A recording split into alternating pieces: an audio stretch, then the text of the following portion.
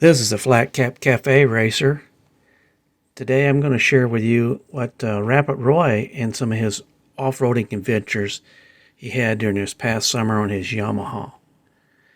He was riding the Trans-American Trail, or TAT, his trip out to Oregon, and his trip to the backwoods of Idaho to his friend's cabin. This is Roy narrating and providing the pictures. I hope you enjoy it.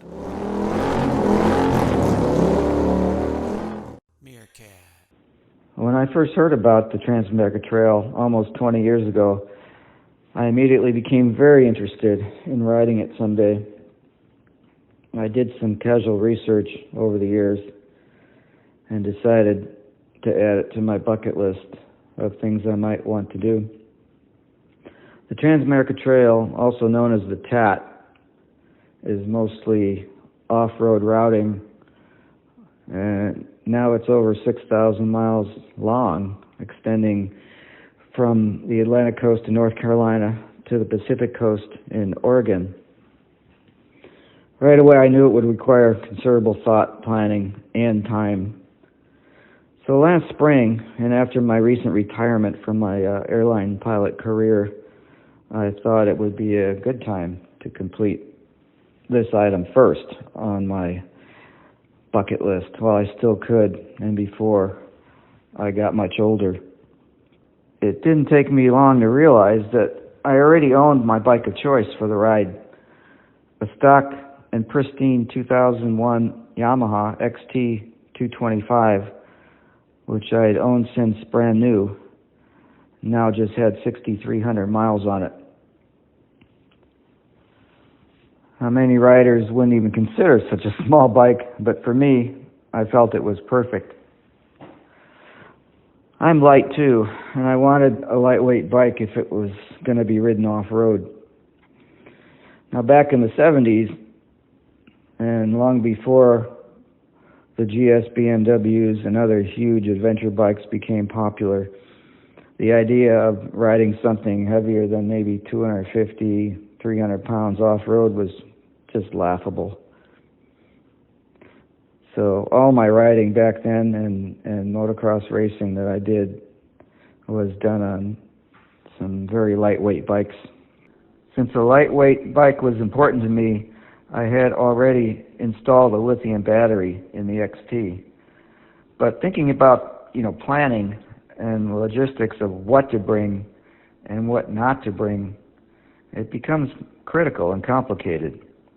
I knew I wanted to pack light because I knew that a heavier load greatly affects a light bike and a lightweight rider more significantly than a bigger bike might. It also makes rough or tight trails far less enjoyable. Although I could get fantastic miles per gallon out of my XT, I actually averaged close to, or about 89 miles per gallon.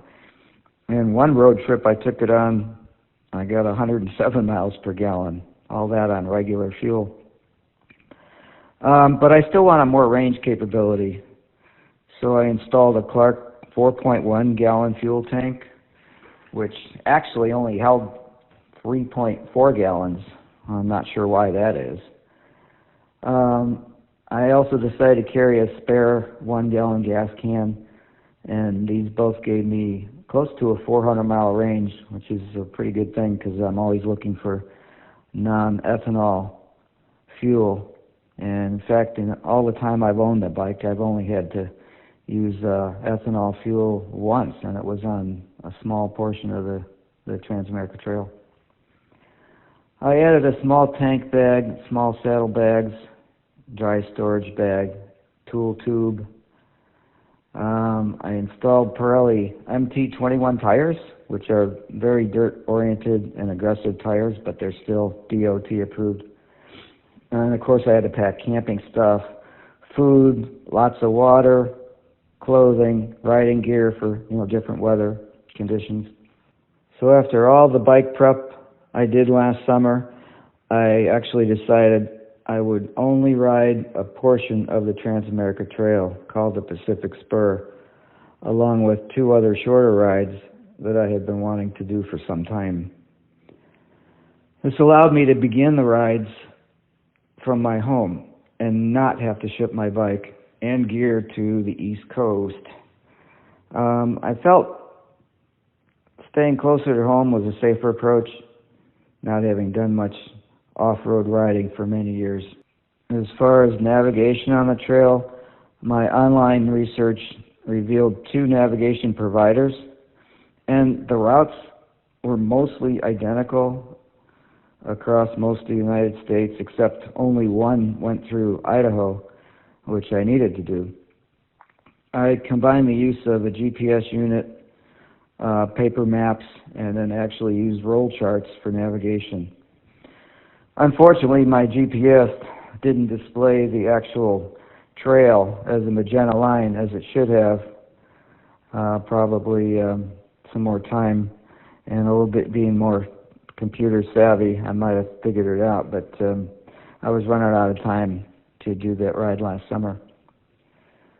But because I didn't have the actual mapping on my GPS, it made it far more difficult, entertaining, and challenging, and I got lost maybe 3 different times along the trail. I did all 3 rides last summer alone. No one else I knew had the bikes or the time to be my ride buddy. I didn't mind riding alone, although it definitely would add a safety margin if I had a ride buddy. My girlfriend Becky had all copies of my mapping, and with our phone app, whenever I was in cell tower range, she could track progress along the trail and keep track of my last known position. So the first ride I did last summer was a 2-day ride, 9th and 10th of August. And I rode the Owyhee Uplands backcountry byway. It's 104 miles off-road beginning in Jordan Valley, Oregon, which is 80 miles southwest of Boise, to Grandview, Idaho, which is 70 miles southeast of Boise. I did 1 night of camping. It's a very remote and desolate area with no services, and it's totally inaccessible in winter. Not very technical ride, but lots of gravel, which actually isn't very fun to ride on, but I did have perfect weather for that ride. The second ride was the portion of the TAT. I rode it from August 25th to August 31st, and it goes from Emmett, Idaho to Port Orford, Oregon on the coast. I took 4.5 days and about 890 miles to reach the Oregon coast. I averaged about 198 miles a day. I returned home on secondary paved roads in 2.5 days.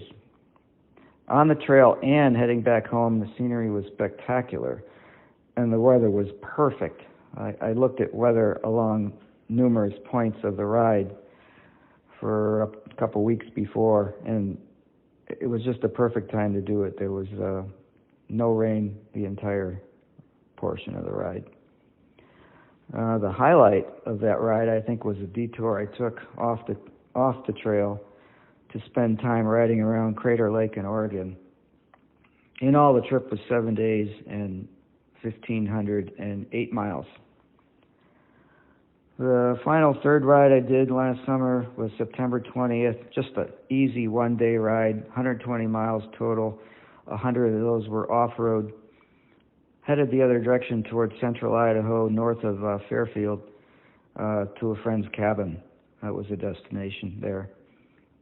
So in summary, although I didn't ride clear across the country, 6,000 miles, I have witnessed some incredible scenery, experienced a wide variety of terrain. I had no mechanical issues, needed no tools.